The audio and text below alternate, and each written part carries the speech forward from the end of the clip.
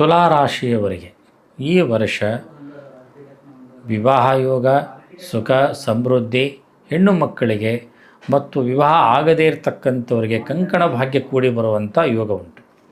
ಮತ್ತು ತುಲಾ ರಾಶಿಯವರಿಗೆ ಸಾಕಷ್ಟು ಅನುಕೂಲತೆ ವಾತಾವರಣಗಳು ಸಾಧ್ಯತೆ ಇದೆ. ಧನಪ್ರಾಪ್ತಿ, ಆರೋಗ್ಯ ಭಾಗ್ಯ, ಬಂಧು ಮಿತ್ರರ ಆಗಮನ, ಮಾತಾಪಿತೃಗಳಿಂದ ಸಹಕಾರ ಹಾಗೂ ಪೂರ್ವಾರ್ಜಿತ ಪಿತ್ರಾರ್ಜಿತ ಆಸ್ತಿಯೂ ಕೂಡ ಕೈ ಸೇರುವಂಥ ಸಾಧ್ಯತೆ. ಈ ರಾಶಿಯವರು ಇನ್ನೂ ಹೆಚ್ಚಿನ ಲಾಭಕ್ಕಾಗಿ ಆಂಜನೇಯ ಸ್ವಾಮಿ ದೇವಸ್ಥಾನಕ್ಕೆ ಅಥವಾ ಕುಲದೇವತೆಯ ಆರಾಧನೆಯನ್ನು ಮಾಡುವುದರಿಂದ ತುಂಬ ಒಳ್ಳೆಯದಾಗುತ್ತೆ.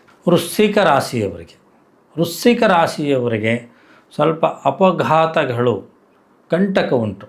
ಸ್ವಲ್ಪ ಸಿಟ್ಟು, ಅಶಾಂತತೆ, ಅಸಮಾಧಾನತೆ, ಜಗಳಗಳು ಬರುವಂಥ ಸಾಧ್ಯತೆ ಹಾಗೂ ಭಾತೃಗಳಲ್ಲಿ ಅಂದರೆ ಅಣ್ಣ ತಮ್ಮಂದಿರಲ್ಲಿ ಮನಸ್ತಾಪಗಳು, ಕುಟುಂಬದಲ್ಲಿ ಕಲಹವನ್ನು ಆಗತಕ್ಕಂಥ ಸಾಧ್ಯತೆ ಇದೆ. ಹಾಗೂ ಕೊಟ್ಟಂಥ ಹಣ ವಾಪಸ್ ಬರದೆ, ಮಾಡುವಂಥ ಪ್ರಯತ್ನಗಳು ಯಶಸ್ವಿ ಆಗದೆ ಸ್ವಲ್ಪ ಕಷ್ಟ ಕಾರ್ಪಣ್ಯಗಳು ಬರುವ ಸಾಧ್ಯತೆ ಇದೆ. ಈ ರಾಶಿಯವರು ಸುಬ್ರಹ್ಮಣ್ಯ ದೇವರ ಆರಾಧನೆಯನ್ನು ಮಾಡುವುದರಿಂದ ಇವರಿಗೆ ಒಳ್ಳೆಯದಾಗುತ್ತೆ. ಧನುರಾಶಿಯವರಿಗೆ ಈ ವರ್ಷ ಸಾಧಾರಣ ಫಲ. ಕೆಲವೊಂದು ಕೆಲಸ ಕಾರ್ಯಗಳು ವಿಳಂಬದಿಂದ ಲಾಭ. ಸ್ವಲ್ಪ ಮಾನಸಿಕವಾಗಿ ಸಮಾಧಾನ ಶಾಂತಿ ಇರುವುದಿಲ್ಲ. ಆದರೂ ಪ್ರಯತ್ನವನ್ನು ಮಾಡ್ತಾನೆ ಇರ್ತಾರೆ.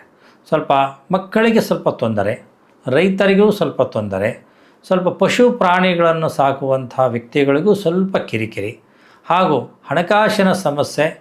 ಅದರ ಜೊತೆಗೆ ಮಾನಸಿಕವಾಗಿ ಸ್ವಲ್ಪ ಗೊಂದಲದಲ್ಲಿ ಇರ್ತಾರೆ. ಯಾವುದು ನಿರ್ಧಾರ ತೆಗೆದುಕೊಳ್ಳಲಿಕ್ಕೆ ಆಗದೇ ಇರುವಂಥ ಸಾಧ್ಯತೆ. ಕೆಲವು ಆಸ್ತಿ ವಿಷಯಗಳಲ್ಲಿ ಕಂಟಕಗಳು ಬರುವ ಸಾಧ್ಯತೆ, ಕೋರ್ಟು ಕಚೇರಿ ಅಥವಾ ನಾನಾ ರೀತಿಯಾದ ಗೊಂದಲಗಳಿಗೆ ಸಿಗುವ ಸಾಧ್ಯತೆ ಇದೆ. ಹಾಗಾಗಿ ಧನುರಾಶಿಯವರು ಗುರುವಿನ ಆರಾಧನೆ ಮಾಡಬೇಕು, ಗುರುವಿನ ಜಪ ಮಾಡಬೇಕು ಹಾಗೂ ದತ್ತಾತ್ರೇಯ ಸ್ವಾಮಿ ಆರಾಧನೆ ಮಾಡುವುದರಿಂದ ಒಳ್ಳೆಯದಾಗುತ್ತೆ. ಸರ್ವೇ ಜನ ಸುಖಿನೋ ಭವಂತು, ಸನ್ಮಂಗಳಾದಿ ಭವಂತು.